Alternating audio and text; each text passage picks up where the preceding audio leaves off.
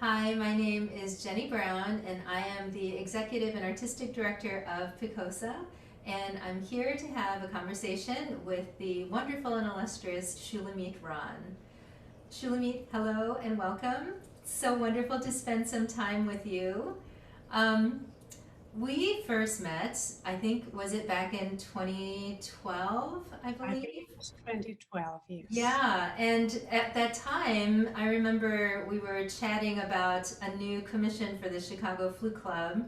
And in that conversation, you mentioned to me your wonderful piece, Mirage, which has now become a signature piece for Picosa. And I was wondering if you could just tell us a little bit about that piece and your history with that.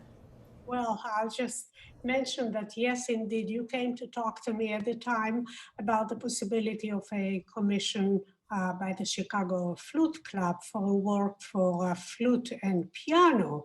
And I was expressing some uncertainty as to whether I wanted to take that on. And I mentioned that I had already written a fair amount of music where the flute is not just a participant, but rather a principal voice.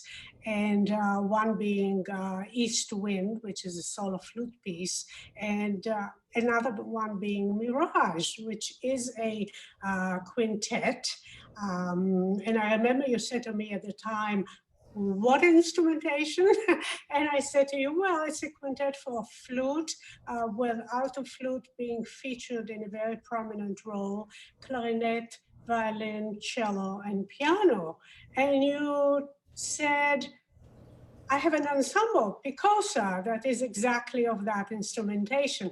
I think this was still at a relatively early time in Picosa's life as an ensemble. And so I said, oh, how wonderful. In any case, yes, since then, the flute and piano piece was composed, and Mirage seems to have become definitely on Picosa's repertoire, and I'm Absolutely. delighted about that. Uh, Indeed, Mirage is a walk of about 11 minutes, and uh, it begins actually with a fairly extended and quite expressive and rich opening that is for the alto flute with very, very minimal, just a held chord by the other instruments. And then after that, of course, it blooms into a piece that involves every one of the players filling up the canvas. I like to think of my composition as canvases, and whether it's a small canvas in terms of the instrumentation or a large one as an orchestral work, I tend to fill that canvas. And the Mirage is really, it's a big dramatic piece within those 11 minutes. And both, well, actually, the alto flute and the flute and the piccolo, they all are part of the piece and they all have important roles in it. So, in a very nutshell, and only centering on that element of the instrumentation, yes, that's Mirage. And you, Jenny, you play all three instruments brilliantly. And the piece has found another home, a new home in your hands, in your ensemble's hands. Well, it's that piece has been such really an integral part of just the journey of Picosa. And it was the first piece that we performed together at the National Flute Association convention in 2014 when it was here in Chicago, which was also the same convention where your flute and your flute and piano piece for the Chicago Flute Club was premiered by Mary Stolper and Kuang-Hao Huang. Yeah. So that was just a really special time, I feel like, and it meant so much to us to have you there at the performance. And it was just such a wonderful way to essentially start the group all those years ago. And now, even so many years later, to have you in the audience time and again, and especially for our WFMT broadcast that took place a couple years ago when we played Mirage yet again, it's just been so meaningful for us to have your friendship and support. It's just been Well, tremendous. as a performer, one of the things that we really, as composers, we thrive on is that special relationship with individual performers and with ensembles, and seeing the various ways in which the piece lives through the hands and the mouth and the body and the spirit and the soul of each performer ensemble that takes the piece on. You mentioned Mary Stolper, and indeed she has performed Mirage and recorded it magnificently. Yes.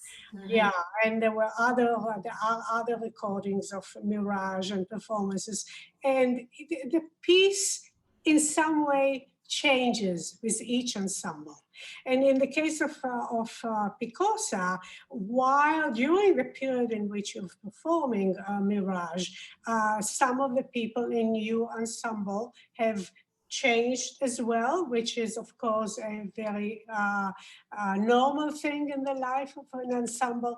And it's fascinating to see how with each combination of five, it's not just the one player that changes, the whole ensemble. In some way, you transform yourselves as an ensemble as well, That's because right. there's new chemistry that's Right. created amongst yourselves, and of course, amongst yourself and the composition. So it's very exciting to see that evolution and to be part of it.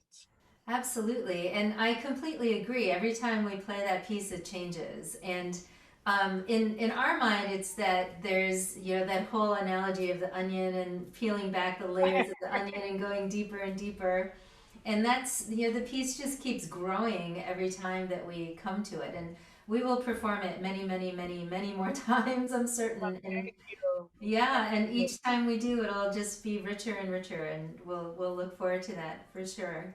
That Um, delights me. Thank you. yeah, and another, speaking of that WFMT broadcast, that was perhaps where sort of the seeds were planted for another collaborative project that we did with you, which was, of course, the flute and clarinet duo. Would you like to share a little bit about that? Yes, yeah, it was a few months before that broadcast, that I was approached by a gentleman, well, actually, he and his wife, Dr. Marcel Frankel and his wife, Anne, who wanted to commission a composition that would be in memory of their daughter, who passed away at far too young an age, Nina Frankel, who was a very gifted person. I did not know her personally, but I've come to know her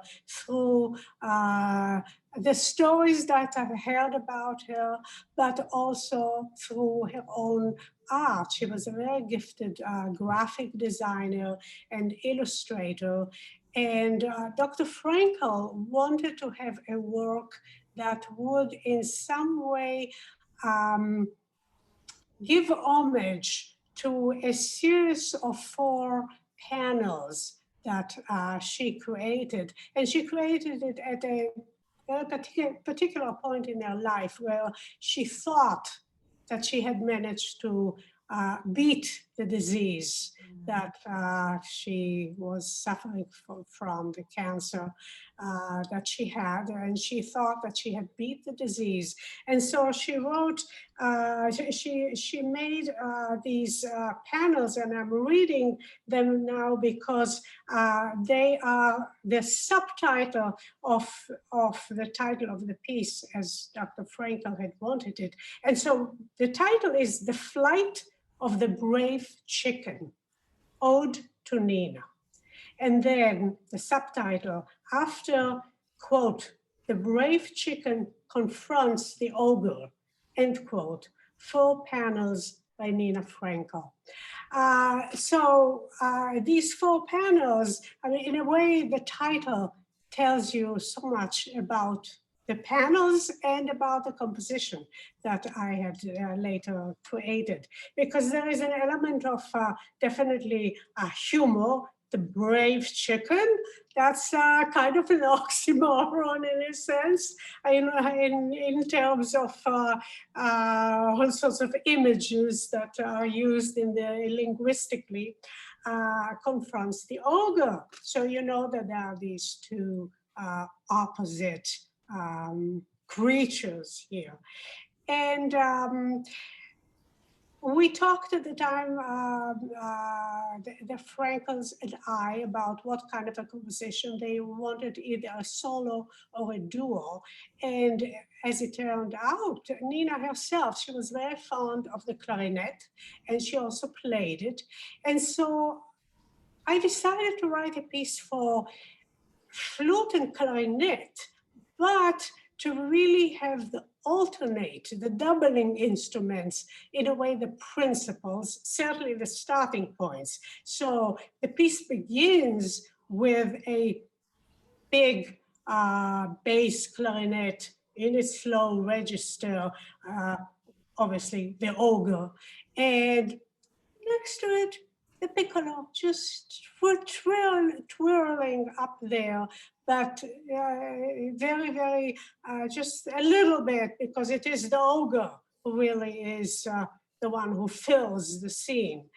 And as the work progresses, and following the path of the panels, the visual creations, but not really in a sort of here is one and here is the next and the third and the fourth, but rather the narrative of them. The piccolo eventually turns into a flute. So obviously our chicken becomes more powerful, more self-possessed, and then the two are in confrontation and pulling and pushing against each other, and eventually the flute has a cadenza where it is clear that it has become freed. And then at the end, finally at the end, just for the very last stretch, the bass clarinet changes to the clarinet, and the two seem to live peacefully, hand by hand, and the ending is far more smiling, but still there is an element of, I think, contemplation there. You would not say it's a happy ending, but it is an ending that is more peaceful than the rest of the piece. In any case, so I chose that instrumentation, and Dr. and Mrs. Frankel also wanted very, very much to hear the piece, and naturally they should hear the creation that they have made happen. And by the way, I think it's so wonderful when individuals think in terms of, we are going to have a work of art created. Yeah. This is such a statement that is so supportive of whether it is music or whether it is a visual art or a poem or whatever the case may be. That kind of collaboration between those who are the spectators, so to speak, regardless of the art form, coming together with the creator and having this kind of collaboration. So this was greatly valued and appreciated by me. And of course, we then talked about how they're going to hear the piece. And they wanted very much for the initial presentation of the piece to have it played at their home for a group of family and friends and so on. And I started to think, okay, how are we going to make that process actually come together? Because Yes, of course, there are flutists and there are clarinetists, but we need to have two people who can get together, who can rehearse, who can really take time with the work and then go and present a performance at a time that it works for everyone, for all around. So that's just the logistics of it. And most important, the clarinetist needed to be someone who is very strong on the bass clarinet. So there was something very specific there. And it was at that performance of Mirage at the WFMT studio. While I was there, I was paying special close. I knew, of course, you were playing Jennie very well by now, and I had no doubt that you would do the piece beautifully on the flute and piccolo. But I was paying special attention to Andrea R about to see how whether her playing would lend itself to the kind of piece that I had in mind, that I was thinking of composing at the time. And afterwards, I talked to you, sort of grabbed you over and said, Jennie, I have a question for you. Because Andrea was not playing the bass clarinet in that particular concert. Does Andrea play also the bass clarinet? And you said she's a beautiful player on the bass clarinet. And I had the feeling that that would be the case. In any case, to make a story that's much longer than the piece itself, to try to condense it a little bit, the two of you did indeed get together and worked very, very seriously on the piece and performed it also on various other occasions, in some cases with the artwork in the background, right, which is really and especially, I think, holistic presentation of the work. So yes, that is a way in which, again, Picosa and I have collaborated very, very meaningfully, and I'm very happy about that. It was indeed very meaningful for us as well, and to be able to give the premiere in the Frankel's home, surrounded by Nina's artwork, it just beautiful artwork. Yeah, beautiful it just really, it made it all so meaningful, and of course it was such a celebration of this new work, but it was so very, very sad to get to know the family and hear all about her incredible life. And so thank you so much for that. Obviously was a person who, in addition to her gifts professionally, she was also a very generous and very kind person. So it was my privilege to write a work that honors her in some small way. Yes, absolutely. And I think that we shared with you that it just happened that our composer in residence, Jonathon Kirk, had a book of Nina's children's art that he had for his children. And that was just purely by coincidence, but it seemed somehow like this. Yeah, that was awesome. When you told me about that, I was so excited. By the way, since you mentioned Jonathon Kirk, and this actually ties in with the WFMT occasion as well. And just to sort of parenthetically to say that it's just as it is really remarkable when individuals come together with creative artists, equally so when ensembles choose to have a composer in residence, as you do. That's a wonderful thing too. And I hope that you will continue that kind of relationship, and that other ensembles, far more ensembles, need to be doing it as well on the sort of ensemble level, on the grassroots level. But in any case, to get back to Jonathon, one of the things in which Jonathon is so wonderful is the arrangements that he is making for you of major repertoire works that are orchestral compositions, and that you are able to play. They're brilliant transcriptions. We Transcription is an art form in itself, and it's terrific that you are able, thanks to his work, to bring to your audiences works that are also ones that they may be familiar with in another, in a completely different performance force, and to bring it beautifully and vividly to your listeners. I completely agree. And Jonathan is such an integral part of the ensemble, and his transcriptions are brilliant. The one I think that is sort of most recent in our sort of playlist is, of course, the Copeland Appalachian Spring. Yes, which is the one that I heard, that night. Yeah. Fantastic. It's just wonderful. It is, and that was, I think, probably a 3-year endeavor to work on that transcription, and we're so It is grateful. not easy. No. It's a major challenge. And he's transcribed Ravel for us. He's transcribed Debussy for us, and it's just been wonderful. And of course, he's also written several original compositions for us, including one which features Picosa as basically like a concerto grosso kind of thing with an orchestra. Really? So many different ways that he's written for us, and he's just a wonderful human being. Yes. Well, you are fortunate, but then you made your own fortune.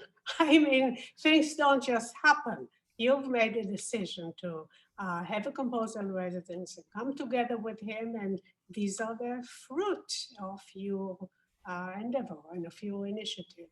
It is, and it's just such a wonderful. I have to sing the praises of the ensemble, because it's a group of such incredible musicians and artists and people who you just love to spend time with them. They're so intelligent and insightful and fun.